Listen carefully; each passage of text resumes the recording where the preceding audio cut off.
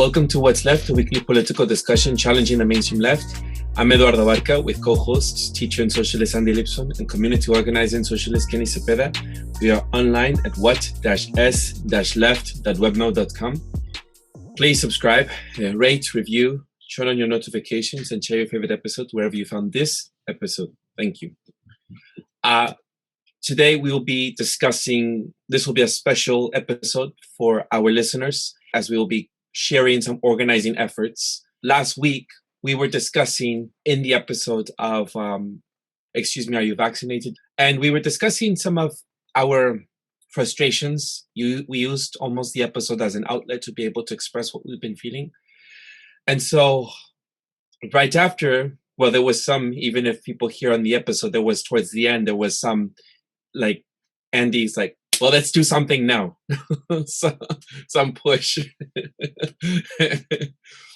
So right after the episode, we had decided we were going to start something small, and hopefully from there, however it takes, however it goes, however it's launched, and people will hopefully join in this organizing effort. So we started off with a Facebook group. The name of the Facebook group is Workers and Students for Choice. And the reason we launched the Facebook group is to publicize a virtual meeting that we're having this coming Tuesday, August 17th at 5 p.m. Pacific time, like the California time, which would be 8 p.m. Eastern Standard Time. And we really are inviting anybody who, that's the reason for start. This is what we're starting. We're starting essentially a gathering, a virtual gathering at this point, of people who are concerned about vaccine mandates and then the potential implementation of vaccine passports, and seeing if we can do something to build some opposition here in the United States to it. And then the three of us began inviting people to the Facebook group, and slowly we've been adding folks, and then they've been adding folks, and we've already reached, for just a week, we've reached I think 50 to 60 people. I think it's 55. So anyone from the USA can join, because that's the plan for now, and then if it grows, we'll see how we'll organize. If you're listening or watching this, we'll just include the link and information in the episode notes where we found this episode, and please, we're asking that you join if it interests you, and whatever your political affiliation is.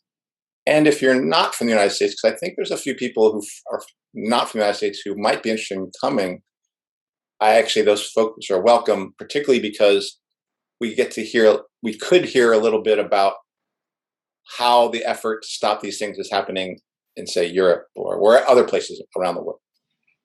But we'll see. Yeah. But definitely, I agree with you, Eduardo. I think when we put this together, the goal is to see if this could be a starting point for assembling people and then figuring out where do we go there.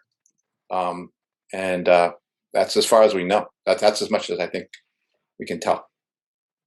And at least for me, the reason I want to do this is, is to do something collectively, right? Because I think there is some level of resistance at individuals, but obviously that is very taxing, isolating, and it's hard to fight, alone. So at least my hope is that we can find more people that are willing to do something about it, not just talk about it, not just complain, but take some actions, hopefully concrete actions. And that's my hope for this group, right? Like that we get people that are willing to organize, in mount a response to the fast-moving changes in mandates.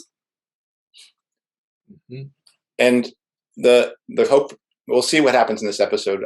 The big important thing will be that Tuesday meeting, but the idea, and like you said, Eduardo, is to use this episode, I think, to kind of like, there were some birth pains for this thing, like there were moments of doubt and there were moments of some fears. And I think it would be worth talking about some of those things and talking about, to give people an idea of, like, this is what people are going to go through. Because I do believe to change the world, all of us are going to have to become organizers of people around us.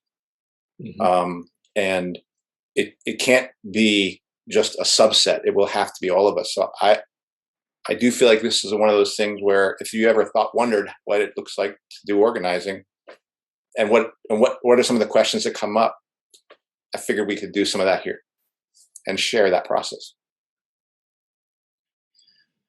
Right. I mean, I could share with you my hesitancy from last week. Let's start there. I would like to, because you did it. We're doing it, but you had some reservations. I'll share some of my hesitancy, and then maybe Kenny too.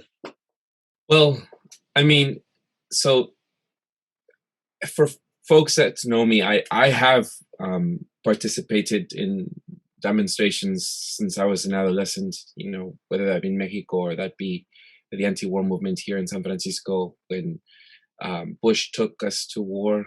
And I remember San Francisco being filled up. And so it's not like I'm that in campaigning for candidates as well as, just occupied.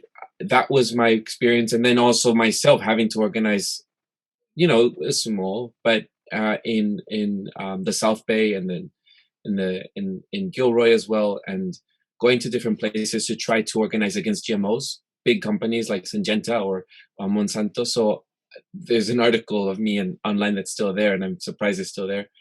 And I sometimes showed up with just 15 people.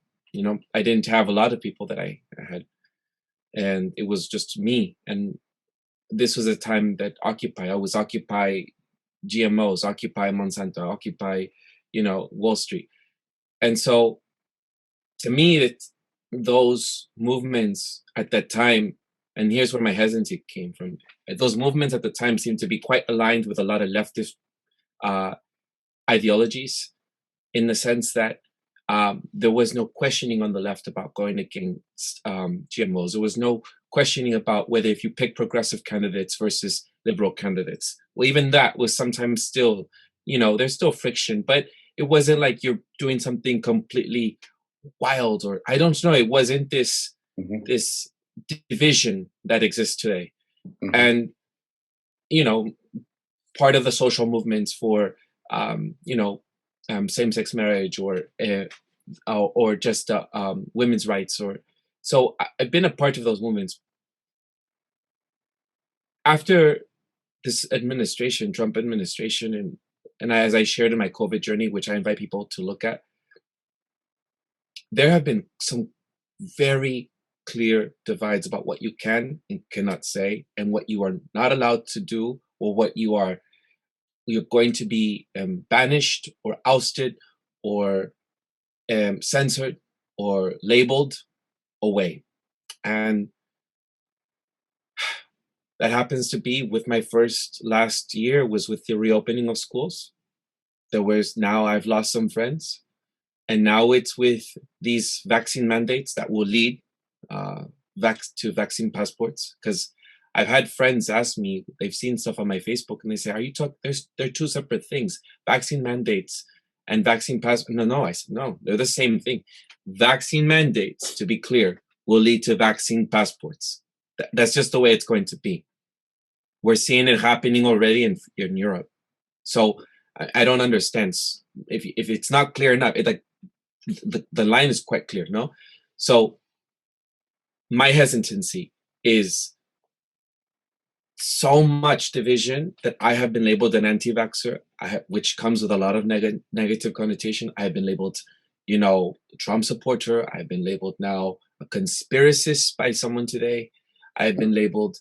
It's not easy, it's just not easy. This is not the life I wanted to live. I was just telling Andy on the phone like an hour ago, I feel like even with this Facebook group, we just got not like a strike, a violation, because someone posted something. And I asked Andy, I just called him up. I said, I saw this violation. I'm not sure. Should we do something about it? But then I didn't even wait for him to respond. I just said, we said we would stick to the principle of not censoring anybody. And that if we wanted to disagree, if we disagreed with something, then we would widen the discussion. We would challenge anything. For example, I don't agree with everything that some people say about the vaccines. Some other stuff, like, for example, some people are saying that the vaccines can cause you blindness. To me, that's too far-fetched. For me, maybe not for others. That's your opinion. That's everyone's point of view. That's fine. For me, I don't see that. For me, but I'm all right with you saying that. I'm not going to cancel you out or censor you because you say that. But I do get worried this Facebook censoring, as Censored Tech is attempting to do, that we are not going to be strong enough as a movement if we're constantly being censored and censored and censored and shut down. And that's my issue with YouTube and my issue with Facebook. I do want to be careful a little bit, but I don't want to say, how do I hold those things together? So I told Andy, I just want to be transferred. I should make another Facebook group so we can transfer. And it's just like, Jesus, it's like, we're transferring from one boat to the next. They're shooting us down, and then here we go to the next boat. Let's everyone swim over to the next boat. Hurry up, revolution. You know, it's like, how are we supposed to survive? This is not, you know, how are we supposed to survive on YouTube? Do we just keep making other YouTube accounts? Do we keep making other YouTube channels? Do we keep making other Facebook groups? Do we just all of us jump? And what if they don't catch the notification? Then we lost our movement.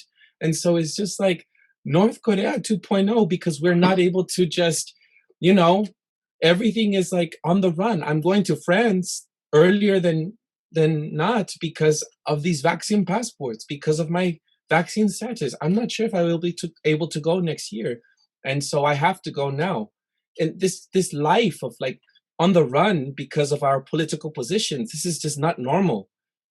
So I have hesitancy because I don't want to be so public, which I am because everything's online and I'm sharing even now.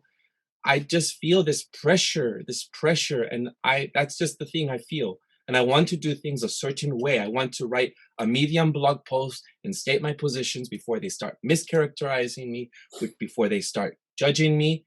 But Andy's like, no, we should just get going. We should just do it. And he's like, do I see some hesitancy? I'm like, relax, Andy, relax. I'm going to be a part of it. Relax. Just give me some time to breathe.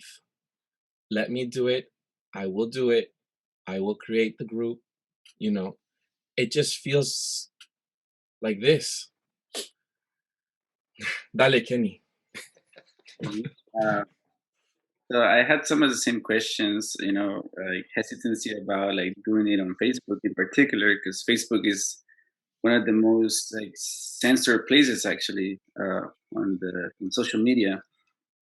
I actually left Facebook a while back because they were censoring a lot of the stuff that I was like, some keywords, you know, like imperialism or, you know, just techno-fascism and things like that. And they were already censoring stuff, not like flagging me, but like, oh, oops, something went wrong. Oops, something went wrong with this post. Oops, you know, just reposting articles. And so some of my hesitancy was about, you know, the process, not so much about doing something because we have to, you know, and like, I think, you know, just like Libsyn, you know, like, it's funny enough, when I logged into Facebook, my picture that I hadn't seen in months says, I always wonder why somebody else didn't do something about it. And I realized I am somebody. So, you know, it was a reminder of, you know, like, you know, you can't just stand and watch, you know, and part of the lessons I've learned in I guess organizing is that there is no fucking roadmap. You can hear people, you can read questions, and you know, and like I think Rosa Luxemburg, you know, talked about using the tools of your time. In you know, for better or for worse, this is what we have, and we're gonna have to navigate and learn in the process. So that's kind of what, you know, how to navigate this. You know, what lessons do we learn? Because this is not gonna get any easier, that's why, you know, I agree with Libsyn that it is a race against time. You know, and I feel your sense of urgency about, or the pressure, you know, to move fast, or the pressure to do something, or the pressure to travel, to do this and that. But that alone is motivation enough for me. And so something else that I hesitated about is some insecurities. What if this doesn't take off? But then you're never gonna find out if you don't try it, right? Like, what if it does? So we'll see. And also just that I understand that organizing is hard, and especially when you have a lot of voices, and democracy is not easy, and so just keeping an eye on the goal, to practice democracy as we do this, and so those are things that I guess that's just in my mind, about doing this. It also involves, like you said, Eduardo, the cost, right? Like the personal cost of being seen a certain way, right? Being labeled in the current context, the minefield that it is, the current politics, that the left itself has landmined, so we have to jump through the landmines that we've planted, or people that we assume are on the same side. But now it's like, where is the left? What is the left? And and also, like, I want to make sure that we're inclusive, like you said, Eduardo. Like, practice what we preach. We don't want to censor people. We want to welcome dissent, within our ranks, questions. And so how do we move forward? How do we reach those concrete steps to move forward? And even, like, I also have questions about, like, the technical aspects, like opening the link to anybody, right? Because I know there's hecklers, there's like trolls, there's people that do this kind of stuff. But again, it's the context of our time, and so I'm kind of like curious about the lessons, a little weird about the energy that it might take, depending on how much it gets going, and we'll see what it costs. But, like, someone's got to do it, right? Yeah, I mean, I wasn't sure about this episode before. Like, I had an idea, but now I'm really glad we're doing it, because this discussion is very interesting for me, and it's made me think more deeply about what my reservations were. I will say, Eduardo, we both know Michael Kane, the person who's the head of New York Teachers for Choice, and you have said, when you talk about the way Andy does things or the way Michael Kane does things, we both know you prefer the way Michael Kane does things. Am I right? Yes. He's saying yes. Now, but understand this, that I do feel in part that it was Michael Kane who was, like, kind of in my ear a little bit, email wise, basically saying, you've got to get something going. And that is the human push. I mean, that can be done in person, that can be done by email, but that was the human push. Somebody who I respect, somebody who I think is doing the right thing, telling me, y'all got to get something going. So I appreciate what he's doing. And because he did that, by virtue of Michael Kane, I had to go after Eduardo. So you can blame Michael Kane for the pressure that I put you on. Very quickly, folks we'll link Michael Kane's episode that we did. Yeah. But so I do appreciate that he was on me on that, because I do think it was necessary. But I think the question that was probably concerning me, I think I said it in the episode, wait, I got my wedding coming up, which is true, right? But hiding underneath that is another question, which is the one that Kenny's referring to, which is, it goes like this: Who am I to? Who am I to? ... And there's that sort of feeling of, like, I know something should be happening, but it's not happening. And then I ask myself, well, who am I to start something? And there's a kind of an inner doubt about, well, shouldn't somebody be doing something? Thinking that it really doesn't have to be me, because how could it be me? And so there's that sort of insecurity. I think that is actually thinking a lot of people, and I think a lot of workers actually have that insecurity of, who am I to say? Because we're not taught that we should be running things, So I think that was in play there, and I think, Kenny, the fact that you saw that on your logo, I think is a good reminder that Well, if no one's, it's kind of like they say that like if there's a crowd of people watching something bad happen and no one does anything, then no one will do anything because everyone's looking at each other not do anything, and so we all become paralyzed. And so it does take somebody to sometimes start, and I think that's what we're just trying to do here. But I do also see, and I had some of the same fears you did, Kenny, of like, okay, maybe no one shows up and it's a dud, which it still could be. Or maybe a bunch of people show up and it's like overwhelming. I don't know what to do because I do have a wedding coming up. But I think the important thing to remember is that this is a collective struggle. And what that means is we could start this, we can set the table for Tuesday, but once that table is set, it's not ours anymore. It's all of ours then. And I think that's important for us to remember, that all we're doing is sort of trying to operate as a little catalyst. And it's everyone who shows up that is our collective responsibility, you know. So that's one thing. And the other thing I'll say, and this gets back to something we have to understand that virtual organizing is virtual organizing. It has all the problems that Eduardo is talking about. This infrastructure can be taken down anytime. And in fact, the Facebook group only exists it's like a brigadoon. It's only there to exist there for a moment, just so we can see if we can get people to show up to the virtual meeting on Tuesday. Once we have that on Tuesday, we can decide whether we want to stay with Facebook as a way of communicating or if somebody had another way. But I want to go deeper with that and realize that this method of organizing ultimately will not challenge the system. Like it won't. I mean, we need to find ways of reaching out to the people because we're very isolated. But we do have to understand that these techniques virtually will have to be done in person, of putting something out there, assembling people in person, and then in person physically touching something and grabbing something and changing something with your hands or in some way or with your bodies. And that is the way the world will be changed for real.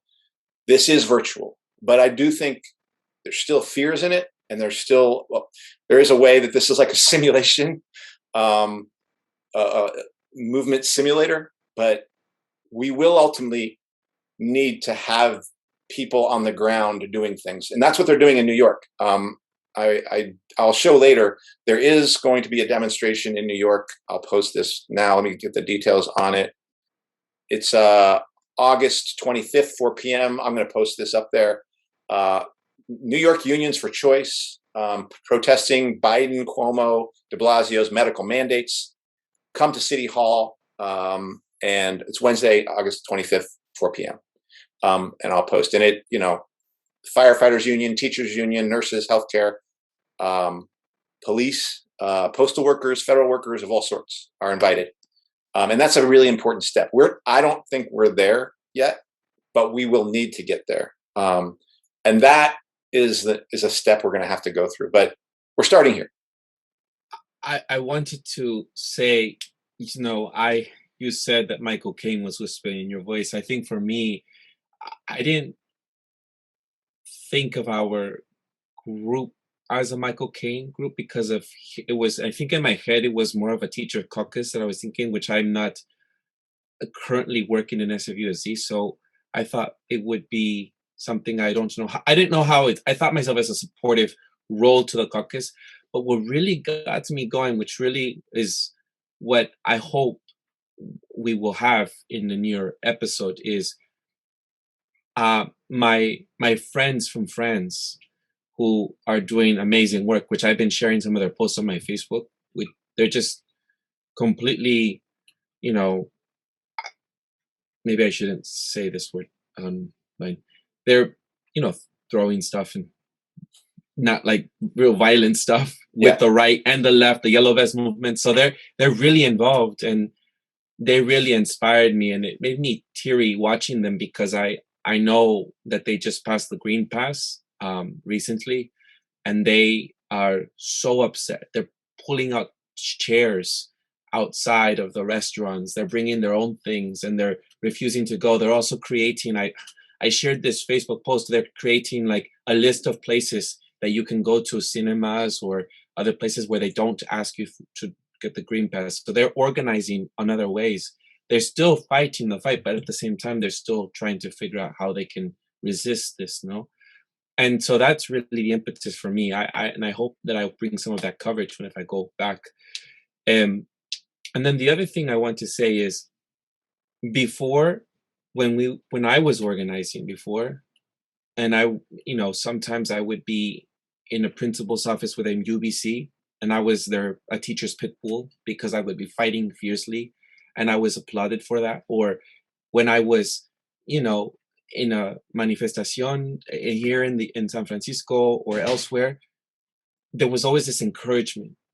And I think what we need, for me, I definitely will feel this thing is like within our own group, within our own, our not party, our side of the left, there's just going to be a lot of infighting, I feel, because at least not from my part. I mean, I'll still be friends with them, but people don't know how to separate. And they're just going to really oppose. There's going to be this thing, which is so sad, So that's another thing too. It's more of what I said a little bit, but it's just my friendships. They're just I don't know what will happen because of it, because I am gonna come out strongly.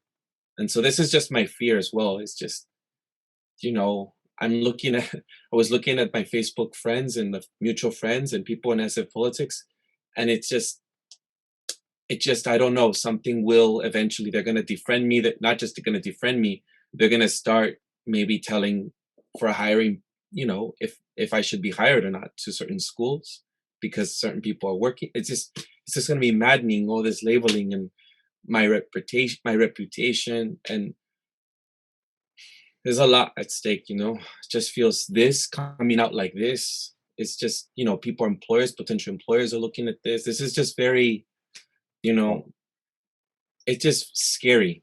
That's what I wanted to add. So you're talking about consequences, Eduardo, and at least for me, I'm facing them every day now. I'm seeing, how part of the business I work for joined the movement of 500 bars in the city to require a proof of vaccination. And one of their methods, it's a QR code that leads you to the state registry of vaccination registry, essentially, California's. And so, the passes are already here. I've seen some, to my encouragement, and in some ways, like I've seen a lot of people like go in, one person doesn't have the pass, so they walk away. Some people walk away upset. One guy threatened to kind of punch one of the owners. And, so there is a lot of frustration. It also shows me that the bars are almost empty. And they want to, at least they want to portray it as being a, like a factor of the fear. But I disagree. I was going out to bars. I was going out to events, to fundraisers in this, as that the small period that bars were open, like normally, quote unquote, before they start asking for vaccine proofs. And now bars are empty. So, there is, consequences. There is people, opposing this stuff. And in myself, I'm already like feeling that pressure of, went to a bar and someone is asking me for, even though I want to sit outside and sitting outside is permitted, quote unquote, they still want to know if I'm vaccinated, so again, the consequences are already here, and just in the fact that there is a division, and people see as you're either vaccinated or not, and while the biggest transfer of wealth in the history of humanity continues, right?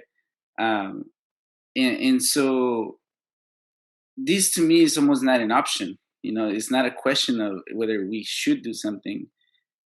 Because I'm seeing the consequences. I'm seeing the consequences in, me asking for a raise, and they put a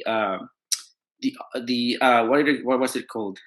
A vaccine incentive, out of the fucking language of Biden, right? A vaccine incentive, you might get a raise if you just get the vaccine, if you stop being fucking difficult, basically, and I'm glad this is happening at this stage of my life when I'm, sure of my convictions, where I'm okay with questioning. I'm okay with standing and taking blows and being disregarded as difficult, you know, because guess what? Like compliant people have never changed the world. And I'm not trying to be a hero, like obviously I have my own fears long term, of the consequences. I'm not going into this naively, just like we're doing this podcast, the shit that I've said in this podcast, it can be manipulated in any way. It's not just about the censoring, it's about the manipulation, the character assassination, basically. So I know I'm nobody, right now, and but if push comes to shove, then anything, all the tools of the state are used. So I'm not afraid of that. What I'm afraid of is just you know not doing anything, and being hopeless and frustrated and angry that no one else is doing anything. And so again, just to summarize, the consequences are already there. The passports are already here. They're not being imposed by the state yet, right? But you have people doing the bidding of the state, and not just the state, right? Let's go further. The state, like manages the affairs of the capitalist class. So this is not the state. This is the people, the corporations. This is, Bezos. This is the tech, all the tech. This is biotech. This is pharma. This is, all those members of the World Economic Forum, they're behind this, and they know the implications. And, so it's time to be louder, because too many of us are being silenced in isolation. And so we have to come together, and be loud collectively. Yeah, and I don't know what resistance is going to look like. And I imagine, I do believe to stop this, it will take the physical resistance of masses of nobodies, essentially, a lot of nobodies getting together and agreeing that we ain't going to do what we're being asked to do or being told to do by the state and by the corporations and by the capitalists. And that is how history will be changed, is by masses of nobodies doing that and deciding to do that. But I also, and I don't think, I think people have to understand, and I've been having conversations with fellow teachers who none of them want to, the ones I'm talking to, they do not want to get vaccinated. Some of them are going to choose to get vaccinated, and some of them are not, under the pressure that we're being put under, because we found out, right?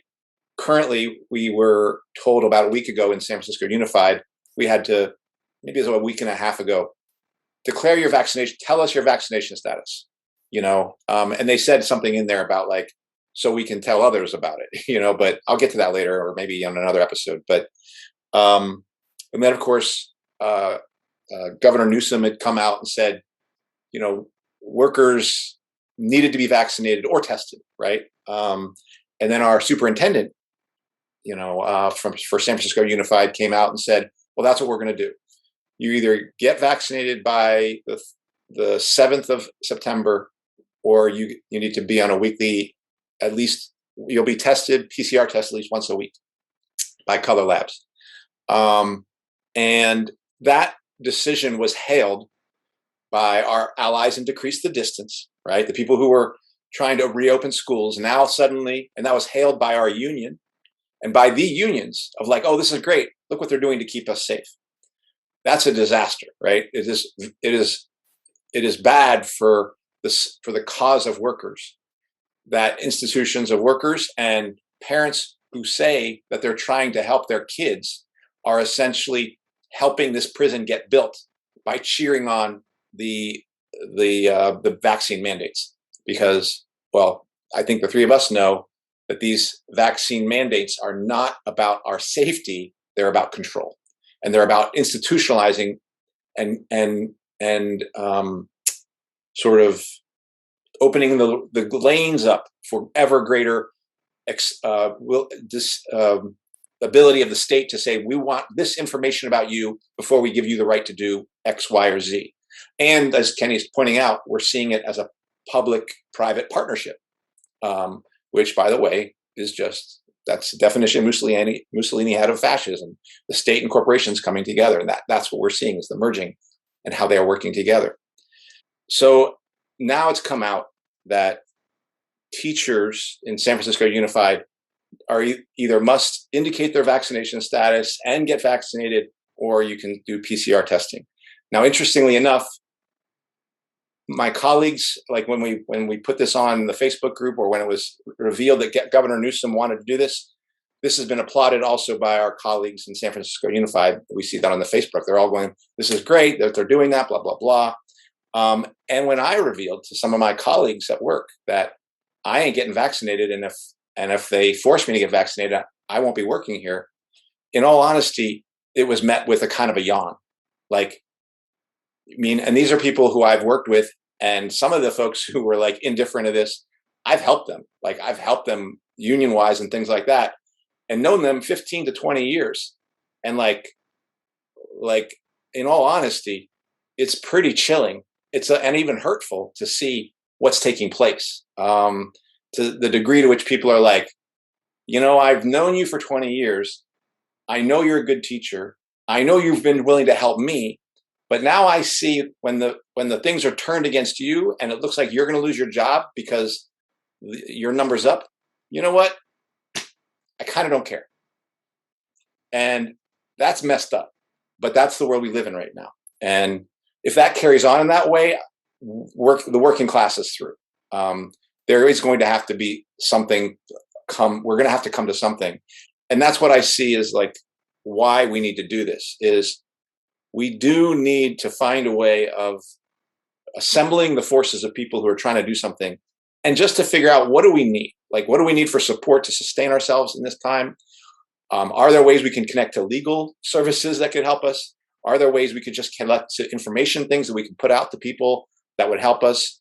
Are there things we can begin to organize? I personally don't see what will come out of Tuesday as like some rally that we're going to organize. That doesn't seem right to me.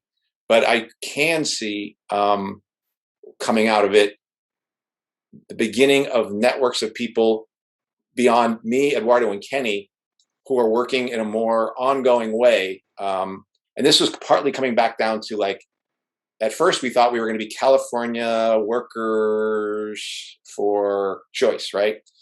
And then I think that was a conversation with Brandy, or can't remember. I was like, we need to, and Kenny in fact raised a question about that, like maybe we should be workers. And at first I thought we should be California workers because we need to do this organizing in California. But I think when I think about what we're launching on Tuesday is, if there are a number of people from Oregon who show up, or Washington State, then either they can continue to meet with us here in California, or they can start their own group and figure out if they can get something going there, because this is going to have to spread.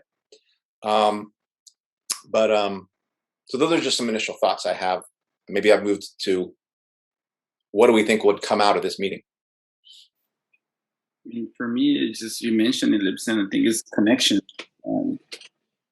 to maybe see what other people are doing. And like, one of my concerns is that there are people with opinions that are isolated, and they're tired. And you mentioned sustaining, and I think it's important to talk to other people that want to do something about it, to see where things are at, and maybe become, make action steps.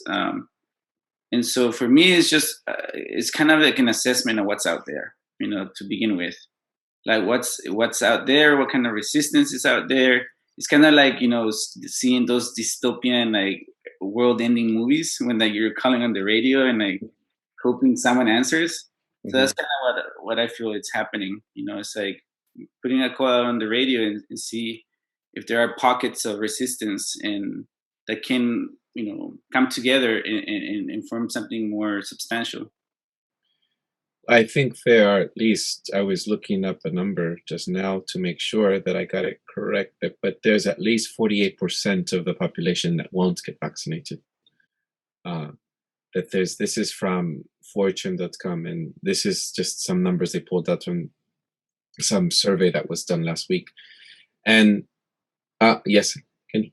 Just from that, Eduardo, so I think that's important, but also the people that got vaccinated under pressure, the people that are questioning the vaccines right now, that, and the people that are vaccinated but just simply want to, like, defend the right to choose, like.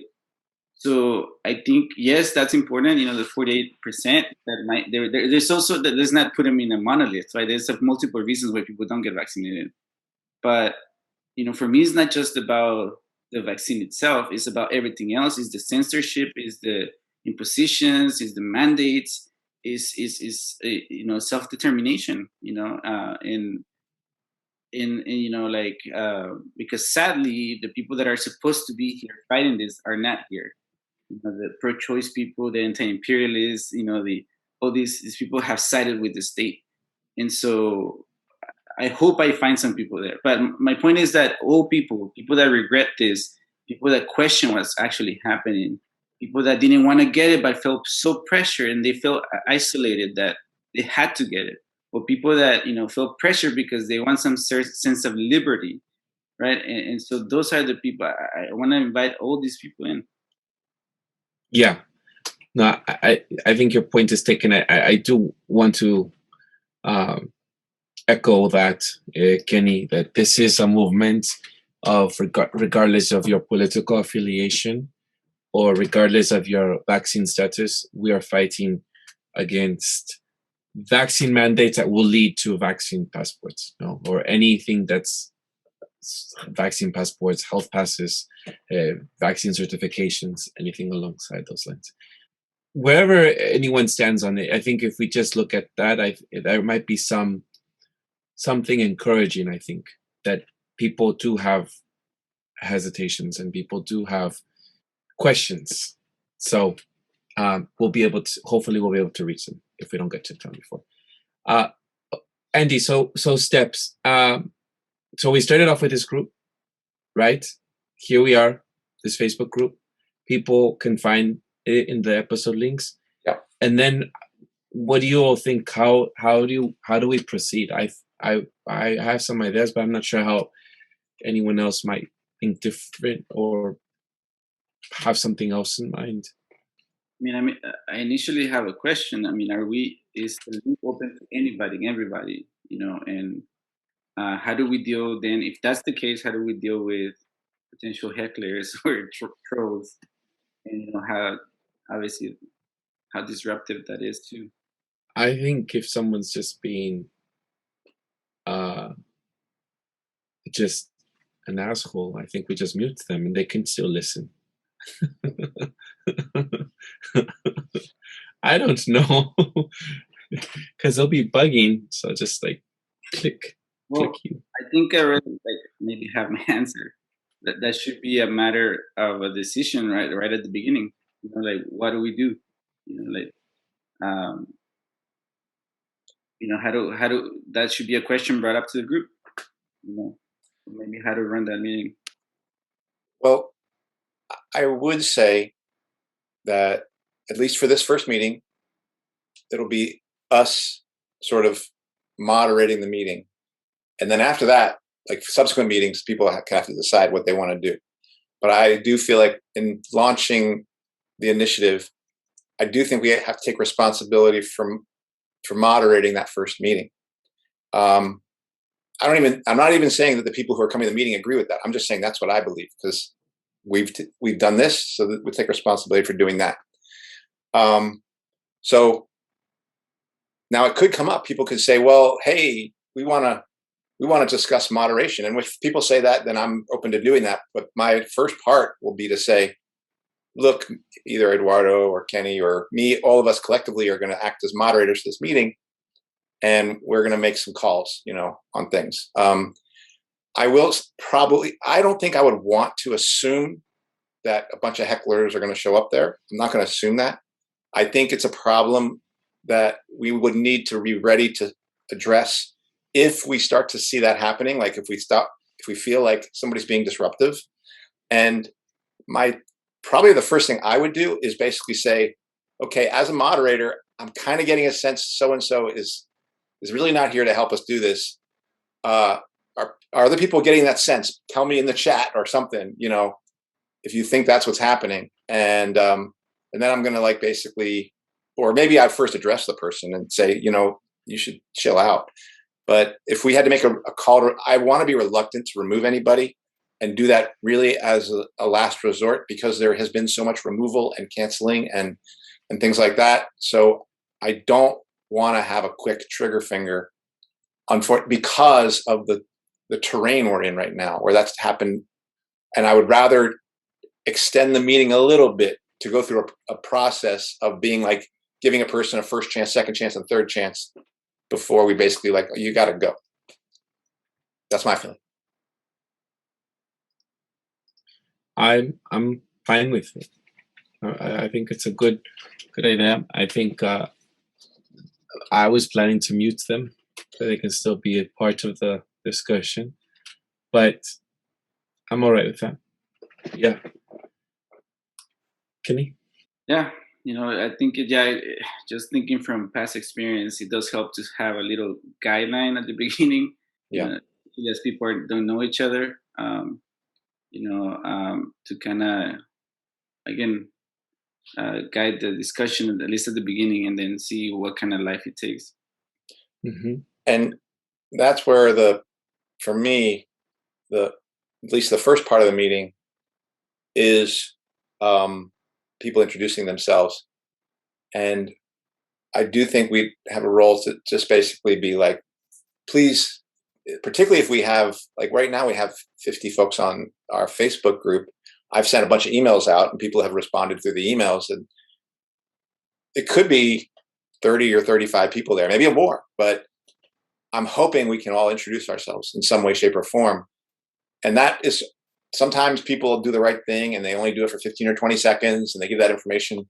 Sometimes people go on for 3 minutes, and I think we will have to remind people like, look, we're not going to, we don't want to spend the meeting.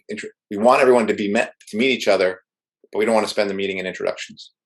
That's just going to require some self-discipline on the part of people to just, kind of keep their introduction short. So that's where I think we first need to do is people introduce themselves, like, and maybe this is, I don't know, say your name, where you're from, and why you chose to come to the meeting today or something. I don't know. Mm-hmm. Mm-hmm. That's where things can open up but just remind people, look, we got a lot of people, or if it's not that many people, we can give people more time. Yeah. No, I was just saying, I think it's a good idea. I agree. Do we decide how long the meeting is? Okay. I was going to propose that we say an hour, but it doesn't have to be an hour. I think folks should expect to be the most substantive part to be an hour, or at least the first 40 minutes, and then folks can get off if they want to stay on, they can. Sometimes, like what we do here, sometimes we have discussions and then Kenny says I have to get off, or I say I have to get off, but you two continue talking, something like that. So here's my feeling. I actually feel like we should say that we're going to do this meeting for an hour and 30 minutes. And this meeting ends in an hour and 30 minutes. Like, I actually think we should come in together and leave together. And if people felt like they had to leave within an hour, then we just do an hour. Because I do feel like that whole dragging on, and this is the problem in the virtual world as well. I'd rather we get less done, but all do it together, and we can just, all right, we'll do another meeting, and we'll call it up again. We got this much done. We need to meet next week, or we need to meet in a month, or we need to meet again in 2 weeks. Mm-hmm. Based on. So my feeling is we should set a known time, stick to that time, and just be like, when it comes, we're done. This meeting is done now. We said an hour and a half. And, we think it's important that we honor that time, and we used our time that way, because I do feel like people's time is important. Yeah, I think I agree with that. But I also feel like we're setting something up when we don't even know the social dynamic. It might just be that desire to want. I don't want it to be a set in stone sort of guideline. You might just find someone you really click with, and I'm something that's said, and I say, well, I want to speak to you afterwards because you said that you had your student or your child in a school, and I thought they were, whatever it is, there might be. Well, I think to that would be somebody posting in the beginning a page that has a list of people's, they put their name and they put their email if they want to put their phone number, and we all say we can access this, and we share that, and so people can then, they can have that communication with each other.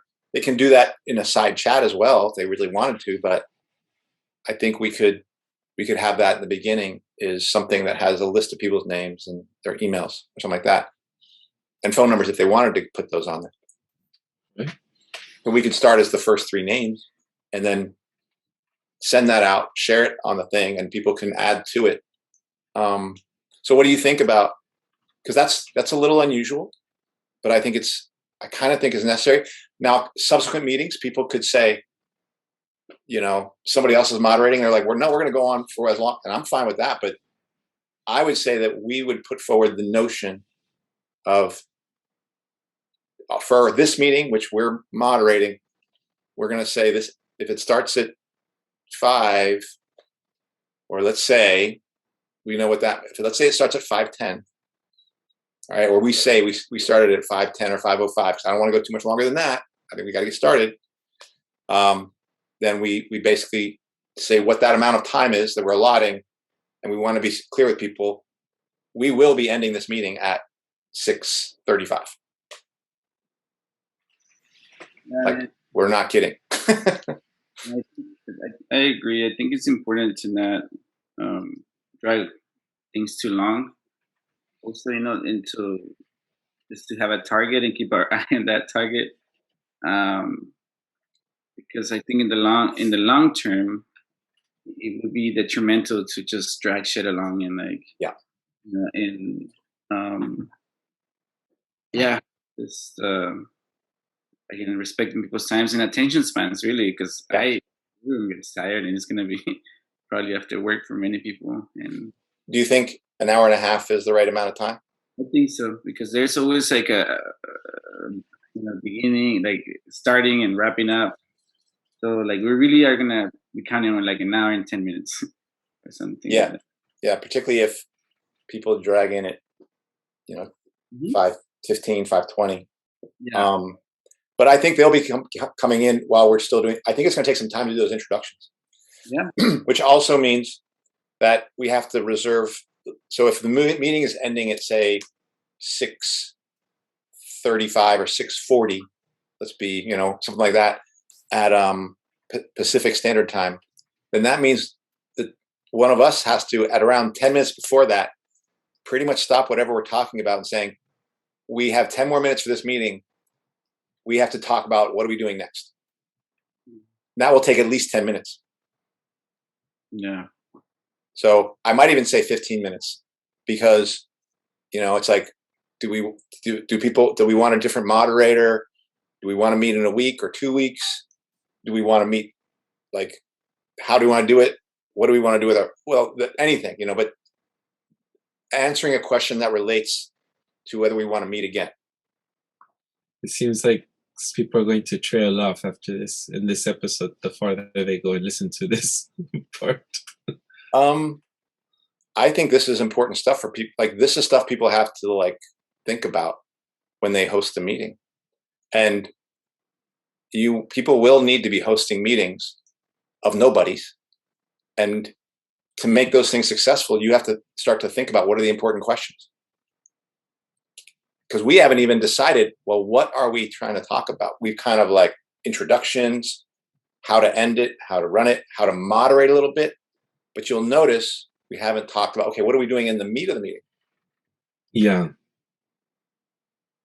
And I mean, I do know how to organize an event, but I don't know if it's necessary to put it online like this. Well, what do you think, Kenny? You think this is? I think this is useful stuff. No, I see Eduardo's concern. Like it is a little like dry, and but at the same time, I don't know. Like, what is our intention here? Which show how we process things. I thought that that's our goal here today, right? Like, because I mean, this is boring. I get it, but it's fundamental. Like, it's like to set a little structure. It seems the devil in the details, right? Again. Yeah, I mean, how are nobodies? I mean, keep coming back to that, going to organize something if they don't even know what the questions are or what kinds of questions they have to ask? Because people have throw parties, right? Like, and throwing a party, that's what you're doing when you organize. You're throwing a party, but it's a very specific thing. You're throwing a party with the aim of bringing people together towards a common aim. So how do you do that democratically? How do you do that in a way that gets people to hear each other? That's not an easy thing to do. You do have to answer some questions about structure. That doesn't mean the answers we're coming to are right, but we have to answer those questions. And I think the reason people think it's boring is because no one thinks that this is stuff they have to learn. But everyone's going to have to learn this. I'm not talking about like 1 in 100. I'm talking about everyone, because that's what democracy under socialism is going to be. And at least for me, this is important because like you and I, we might know this because we have some experience, right? But there is plenty of people that I think listen to us and maybe want to do something, and they're gonna have to, like I said, pockets of resistance, right? We're not in the same physical space, but maybe they know some people.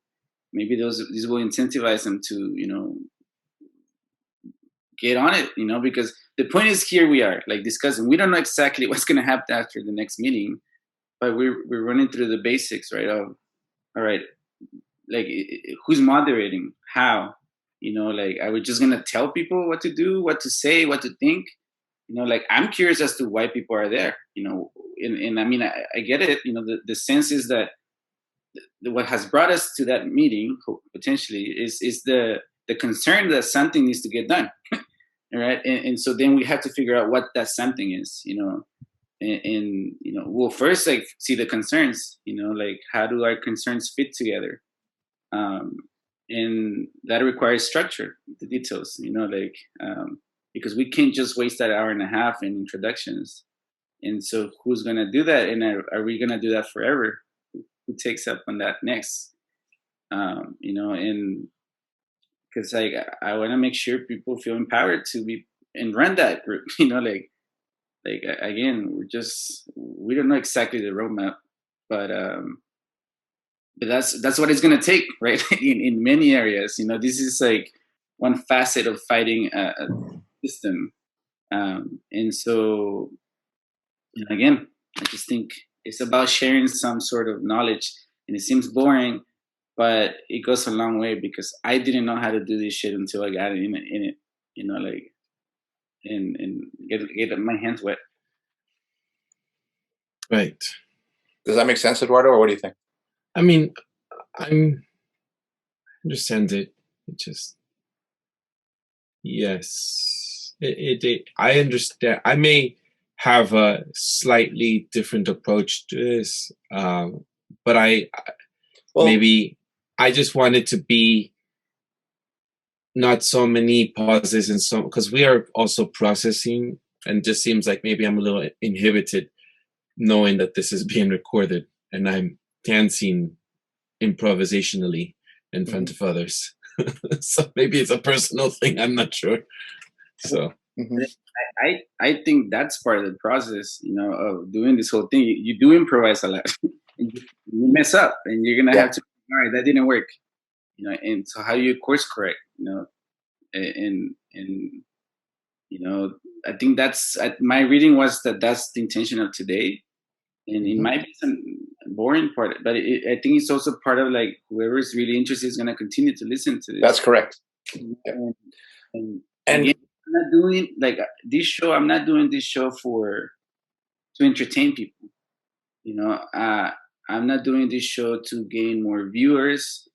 I'm doing this show to maybe the same reason I'm doing this group, to find those people that are willing to do something about it. To find those people that are willing to say something about it, stand up. Because, as much as we need everyone to be part of, the movement, we like Alison McDowell said, there are some people that carry embers, and you gotta keep that fire lit, and so hopefully it spreads, and sometimes people need a nudge, or call it inspiration, call it whatever, or I call it empowerment, really, to do something and say something, and make mistakes, because we might get censored, but we're gonna learn something about it. And then we're gonna, again, course correction and improvisation. That's literally what it takes. That's the nature of the struggle, against fighting power. Yes. So let me check, Eduardo. So for what I think we've at least said the intention is for this Tuesday meeting, is to put forward the idea that we would be moderators, right? We haven't decided we're moderators, but we're putting that forward, that we're going to act as moderators for this Tuesday meeting, that we're going to start with introductions, people introducing themselves. And I think we might have do the thing, you say where you are, where you're from, and then why, why you're here, why is this important to you, kind of thing, something like that. And we talked, then we talked about the end of the meeting, like, or the time frame, like how much time and how we were going to kind of cut it, for what reason, to the actual time, and then how we're going to end that meeting. Are those things that you agree with in the way we've talked about them so far? Yeah, that's all right. Yeah. The reason I'm being very particular about this is I want to be clear. Nothing about that was democratic. Let's be clear, right? We made this, you, Kenny, Eduardo, and we just made the decision. And this is how democracy works, I believe, is we have to be willing to make some decisions, and then we're going to put them in front of people, and then we're going to see how they respond. Do you see what I'm saying? Look how we, the three of us, just tried to make some decisions here that in a sense, almost we're kind of imposing on the group in order to see if we can create a stable and successful framework for that meeting. And the degree of democracy that exists is in the discussion we're having here. The way that we're like, that is the most democratic thing that's happening. As I check with you, hey, do you agree? Because I wasn't sure when you said I would go about it a different way. I wanted to check, well, maybe Eduardo doesn't agree with what we're doing. And so we've got to go backwards again. And then, so that's where, for me, because we are responsible for holding the space, and at least in the beginning, that's where, for me, the democracy has to be, which is the people who are starting this, we have to all be on the same page and agree that we're doing the thing that in the way that we agree it should be done. It could be the right way, it could be the wrong way, but it's what it's what Kenny said. We're going to put it in motion and see what happens. And we will learn by doing. Yes.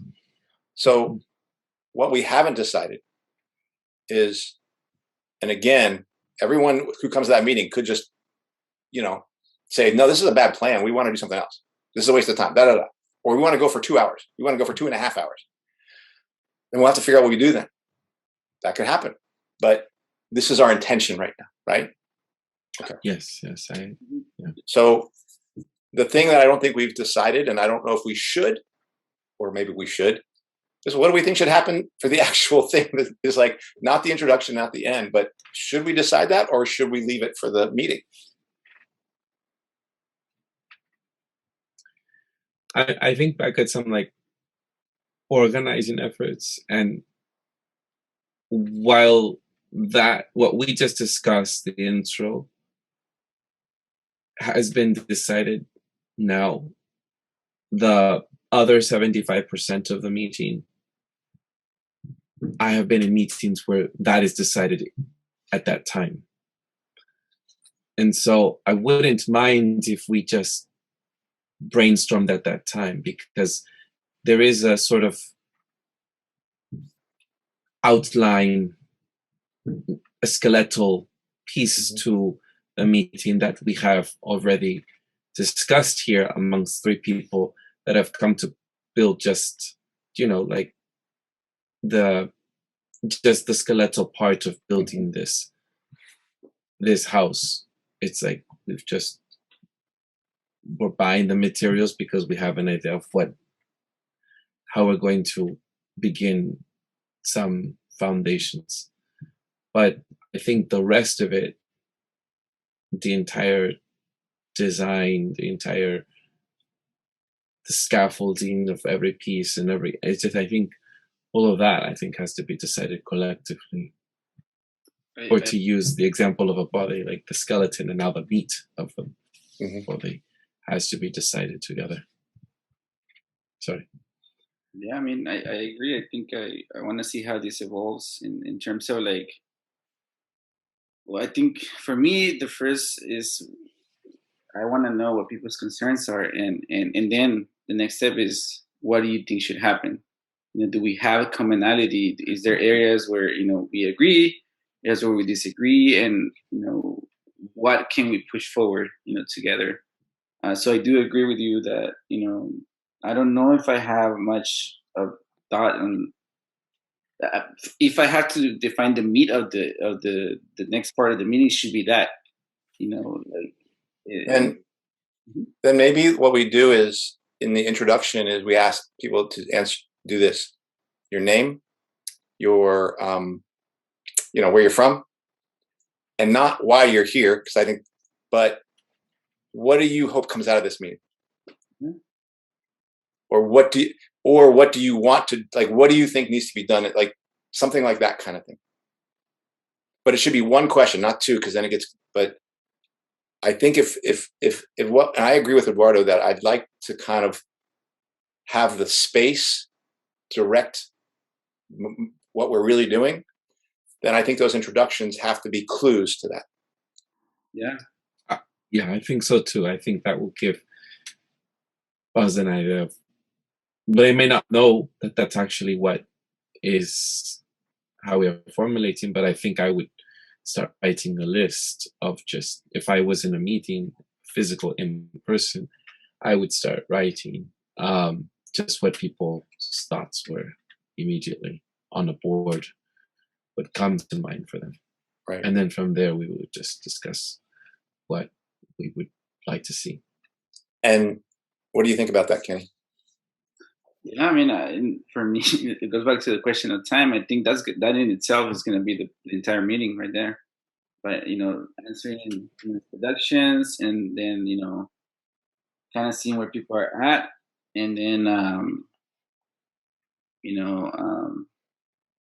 going from there. And like, we're going to share our opinions, I guess, individuals, as part of that group, and we'll see again where we agree, where we disagree, the commonalities, the patterns, and decide, like, who wants to be part of a next step, which is another meeting, and I don't think we've quite formulated that like introduction question, but can we leave it alone and we can do that offline, or we try to sort it out right here?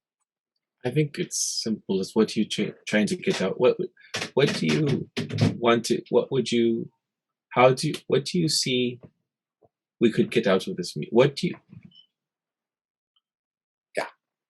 Yeah. What would you like to get out of this meeting together? Yeah. What would you like? I maybe put it this way: what's your name? Where are you from? And what are you hoping comes out of this meeting today? Mm-hmm. And also, are you vaccinated or not? Vaccination status. What's your degree of hesitancy? Because Stay 6 feet away from my screen. That's right. Well, there you go. And I'm telling you right now, I'm already thinking I'm not editing any of this. Jesus. And also, I think we're gonna have to again adapt to size of the group. We don't know how big it is, smaller. Yeah. So it'll depend, and like, yeah, maybe we'll have a thorough discussion with one other person, or we'll have like a half-ass introduction with like 60 people. Yeah, I understand. I would really change my mind depending on what the group is saying if I prioritize. Right. I think that's how I would see it.